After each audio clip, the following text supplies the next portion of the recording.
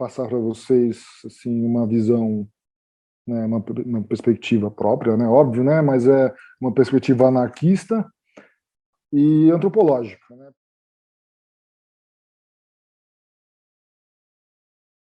Eu sou antropólogo, eu trabalho com o povo indígena Chavante, sou aqui do ABC Paulista. Meu nome é Guilherme Faleiros, né? Guilherme Faleiros, vocês podem achar aí meus trabalhos aí online, né? Artigos e textos assim gratuitos. Eu também tive uma longa experiência aí, né, com um projeto coletivo, né, que tinha a autonomia como um tema importante, uma proposta, né, que é a Casa da Lagartixa Preta, Malaguinha Salerosa, que existiu, né, aqui na ABC, né, foi fundada em 2004 e terminou em 2019. Mas então, para a gente falar de autonomia, primeiro eu acho que vale a pena a gente pensar bastante também na palavra liberdade. A gente está acostumado, às vezes, né, a ter uma visão meio individualista ou liberal assim da liberdade, achar que isso é uma coisa meio capitalista, né? Mas vale a pena, né, a gente pensar, né, a relação entre autonomia, liberdade, né, individualismo, individualidade, né, e a diferença, né, que o anarquismo apresenta, propõe, né, em relação à ideia de liberdade liberal, né. Segundo o Bakunin, né, tem uma frase famosa, né, de que a sua liberdade estende a minha até o infinito. Então, né, isso é o oposto da concepção liberal, né, de que a minha liberdade começa onde termina do outro, né, que é mais difundida, uma ideia mais popular, né, mais popularizada. E essa visão, essa ideia, ela está ligada a diversos mecanismos, né, de movimentar a nossa sociedade, né, que produzem, que influenciam a nossa sociedade, ideologias, né. Hoje a gente vive, né, uma disseminação, né, de uma certa ideologia que às vezes toma um ar assim de autonomia, né, que é a ideia do seja seu próprio patrão, né, que são tem, inclusive agora a gente vive um momento aí de uma explosão de microinvestidores na bolsa, né, coisas desse tipo assim que fazem parecer que o comportamento ideal burguês ele pode ser praticado, pode ser realizado por qualquer pessoa. E nesse aspecto, assim, também numa visão de autonomia que tem uma influência liberal, eu diria também que a gente precisa tomar cuidado com algumas visões, né, de autonomia como isolamento, como fazer tudo sozinho por si mesmo, né, um grupo fechado, né, por exemplo, montar uma comunidade isolada no meio no meio do campo, né, e tentar viver de uma forma idílica. Ficou muito grave a situação do campo, né, foi deteriorando bastante, né, a situação das populações camponesas, indígenas, quilombolas. Né, em 2016 a gente teve um encontro na Casa da Lagartixa Preta, foi um encontro de povos contra o Estado, né. A ideia é que a gente fosse ter uma reunião, conhecer, né, o que as pessoas estavam fazendo. Teve povos indígenas do Nordeste, né, Guarani, teve quilombolas, né, e assim o prognóstico foi de certa forma uma previsão do que do pior que estava por vir, né, porque a situação estava ruim para todo mundo, crimes no campo, tomadas de terra, violência, assassinatos, tiros, assim, isso era uma história generalizada, né. Então isso para quem, né, teve nesse encontro, de certa forma, foi o prenúncio de coisas bem piores que a gente está vivendo hoje, né, com, por exemplo, né, os incêndios, né, hoje aí com o fim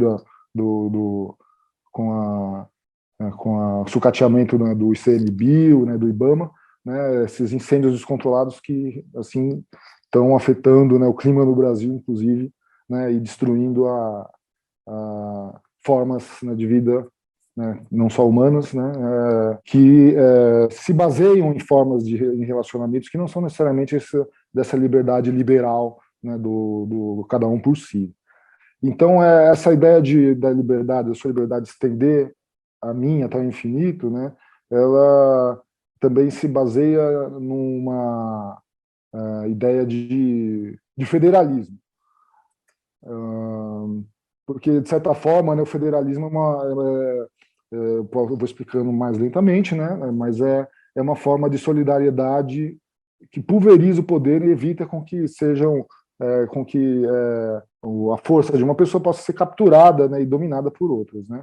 esse federalismo anarquista, né, ele surgiu muito mesmo nessa luta, né, do capital do trabalho, né, e do sindicalismo anarquista, do qual eu vou falar mais para frente, né. Isso influenciou essas teorias, né, as teorias federalistas do Proudhon, Élisée Reclus, né, e outros anarquistas, né, foram influenciadas pelas próprias, e o anarcossindicalismo, né, foram influenciados pelas práticas dos próprios trabalhadores, né? Mas então o que a gente pode falar, pensar a relação desse federalismo anarquista com o federalismo que existe no Brasil, né? O federalismo que existe nos Estados Unidos, por exemplo, né? É interessante, né? Porque isso fala muito sobre a situação da pandemia, né? Isso revela, isso diz muito sobre o tipo de controle, o tipo de autonomia ou não, né, que se pode ter durante a pandemia e das políticas que foram colocadas em prática, né? E por quê, né? Os Estados Unidos da América, assim como o Brasil, né, o Élisée Reclus, ele analisa, o Élisée Reclus é um anarquista republicano, geógrafo, né, francês, aí assim como o Proudhon, um pouco mais novo, né, mas é do século XIX, né, e o Élisée Reclus, ele viu, tanto pessoalmente nos Estados Unidos, né, que ele foi para lá, assim como estudou, né, no Brasil, inclusive, né, o processo, né, de formação da República dos Estados Unidos e naquele momento ainda era Império no Brasil, mas já estava se formando isso a partir do próprio Império mesmo, né? Então, por isso que assim, a partir do Élisée Reclus, do Proudhon, eu gosto de dizer que o Brasil e os Estados Unidos, eles são repúblicas imperiais, né? Eles são impérios já construídos dentro do seu próprio território. E o que acontece, né? Nesse momento, né, é um momento é um momento revolucionário, né, no mundo nessa época do século XIX, de surgimento dos Estados-nações e também como a gente conhece hoje, né, e também de buscas e tentativas de formas alternativas, né? O próprio federalismo se coloca como uma forma alternativa, né, contrária ao centralismo. E então a gente teve disputas, né, pelas repúblicas aí na formação das repúblicas da América Latina, né, muito baseada nessa disputa entre o centralismo e o federalismo, principalmente no Cone Sul, né? E o que acontece no Brasil, ele, assim, ao contrário das outras repúblicas da América Latina, o Brasil ele é um território gigantesco, né? O que aconteceu no Brasil, né? Para ele ser diferente, assim, né? É claro que tem muitos elementos históricos aí, geográficos, que têm que ser considerados, né? Da própria colonização, desde as capitanias hereditárias, que já foram divididas dessa forma, né? Assim, fragmentação para poder controlar. E o que acontece no Brasil é que nesse período também houveram muitas revoltas, né? Revoltas populares, né? Tentativas de constituição de repúblicas independentes, né? No sul do país, Pernambuco, Bahia, no Pará, né? Então, e a maioria dessas revoltas eram revoltas, né, que tinham, né, várias camadas da população participando, né, mas eram principalmente revoltas negras, revoltas indígenas, revoltas caboclas, revoltas da população pobre. E nesse momento, né, tanto a centralização do Brasil combateu essas revoltas, como as próprias elites locais acabaram buscando apoio no governo central para poder refrear, né, os dominados, né, os escravizados, etc.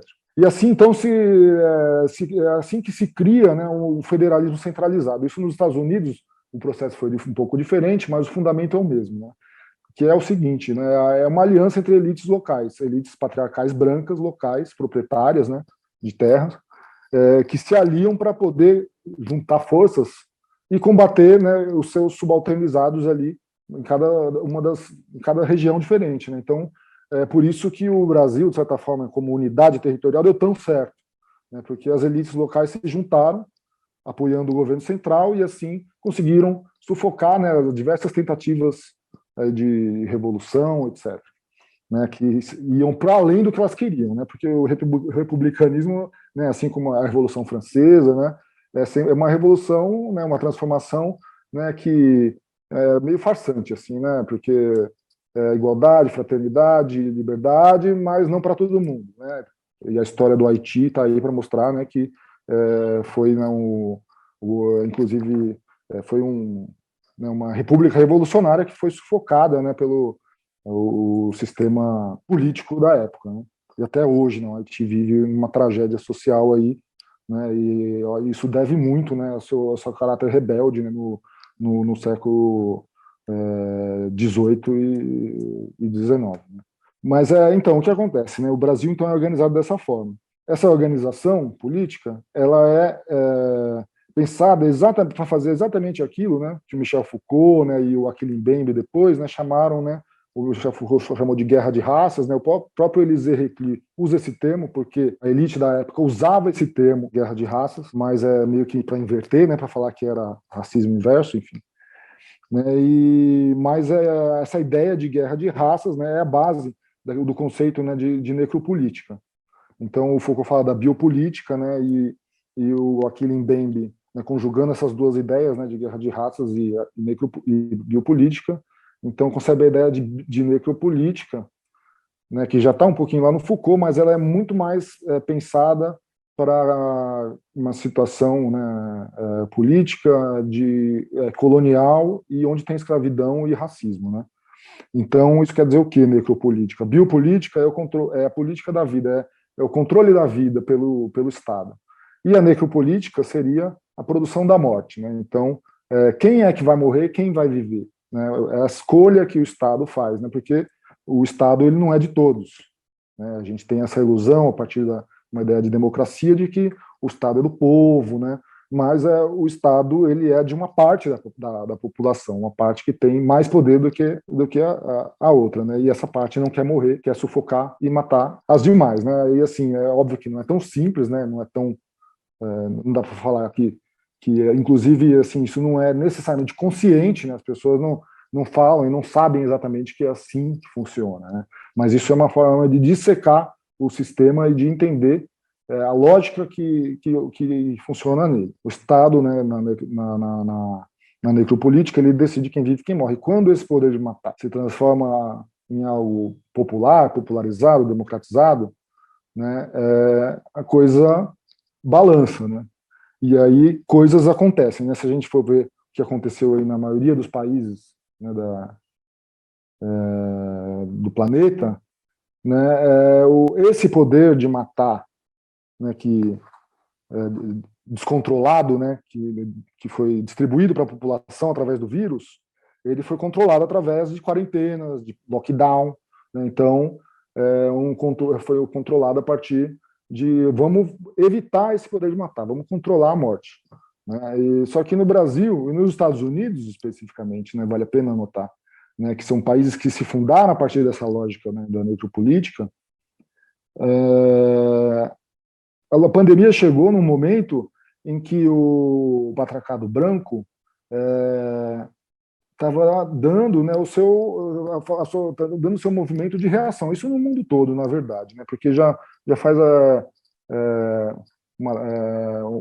mais de uma década que o fascismo está crescendo no mundo inteiro. Né? A democracia ela sempre coloca uma parte da população, ela sempre é por maioria, né? Pode ser uma maioria simples, né? Então, se a gente for ver, né, nem o próprio Lula ou a Dilma foram, né, eleitos pela maioria, né? E pela grande maioria da população, né? Tem sempre uma parcela da população que está alheia, né? Qualquer cargo representativo tem sempre uma parcela que não está participando de fato, apesar de idealmente, constitucionalmente, estar sendo representada. Então, mas o que acontece, né? Assim, o Estado tem um certo poder aí que é bastante fundamental, especialmente na necropolítica, que é o poder da força.